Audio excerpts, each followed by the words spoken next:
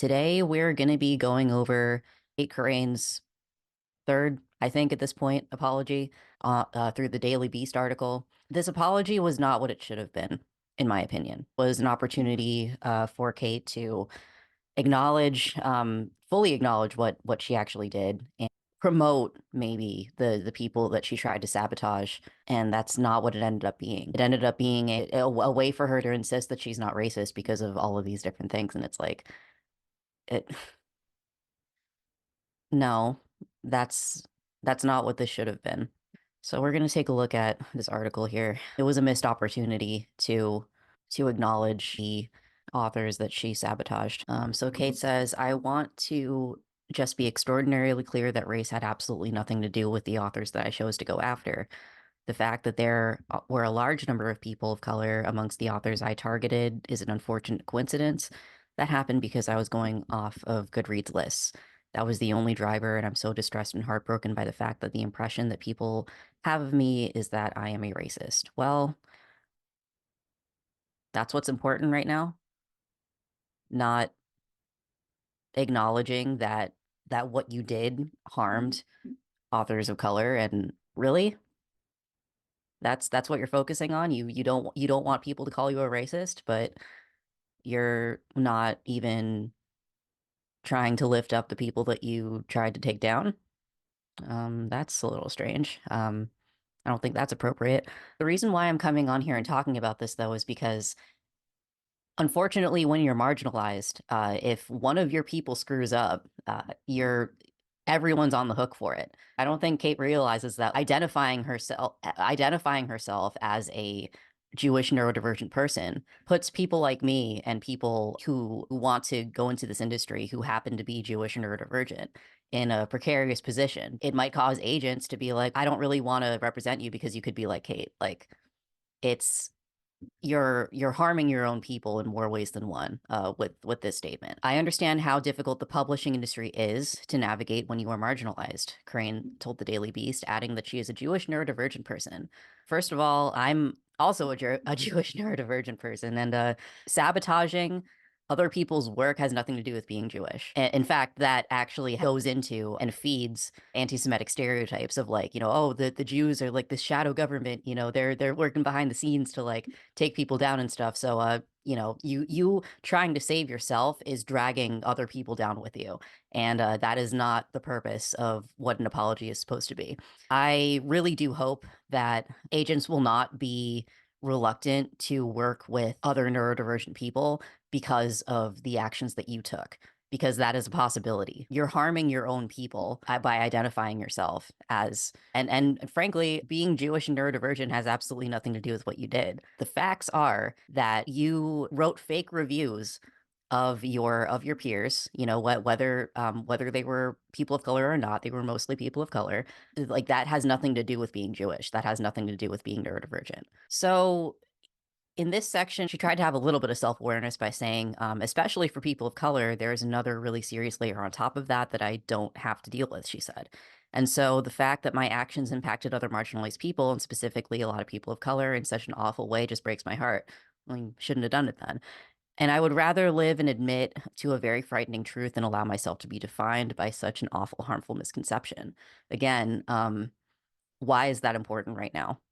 You're what you did was you sabotaged your fellow authors, who, by the way, offered you a peace offering in private. They gave you an opportunity to come clean about this and to delete all of the things that you did privately so that you wouldn't have to be in this position that you're in right now. But instead, you decided to just pretend that like you were one of the victims too. And that's why Sharon posted the proof.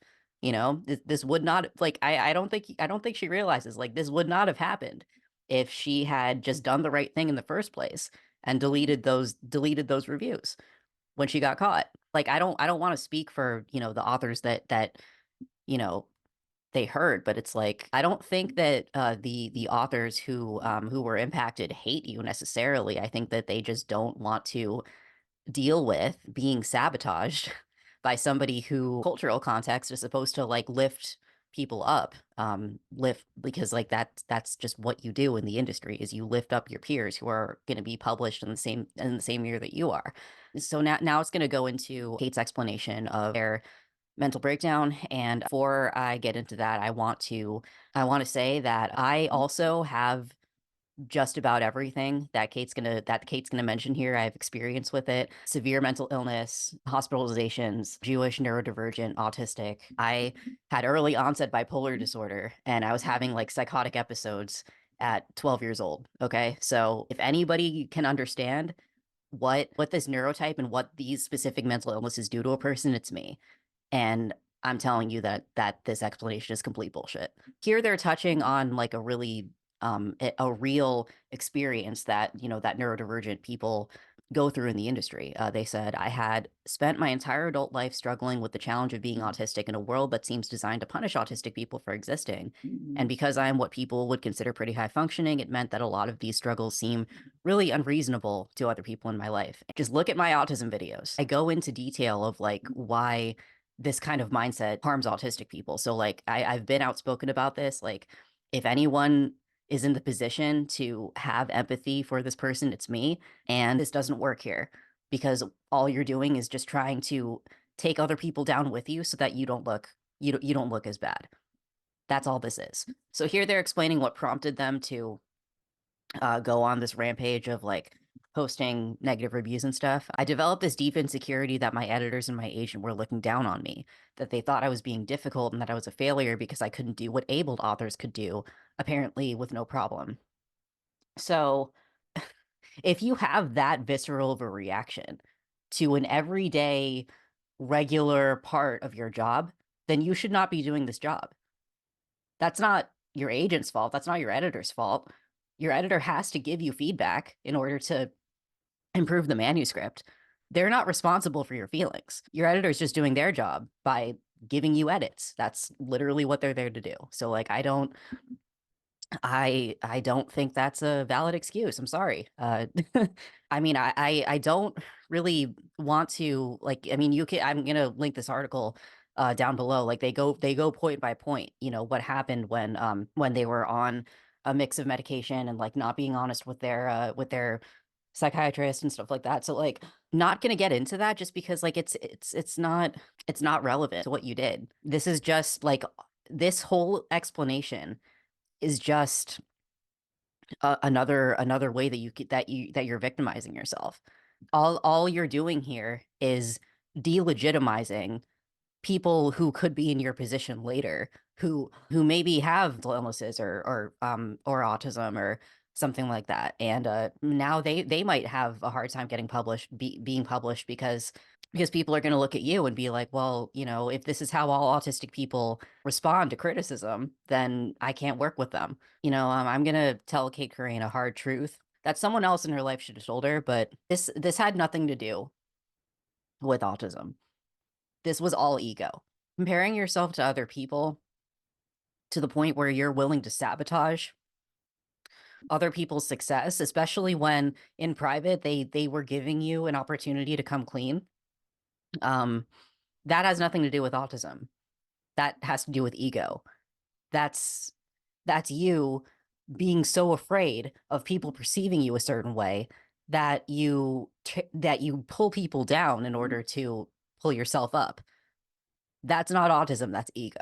I have no patience for this. I have no patience for you going you using this article to victimize yourself instead of acknowledging what you've done, or like even promote the people that you've actually harmed, because like these are the facts. Okay, the facts of the situation. Cait wrote fake reviews of her peers' books, lied about it, said that it was somebody else in the Raylo community who didn't exist, and then admitted to it, and then blamed it on substance abuse, and then blamed it on neurodivergence.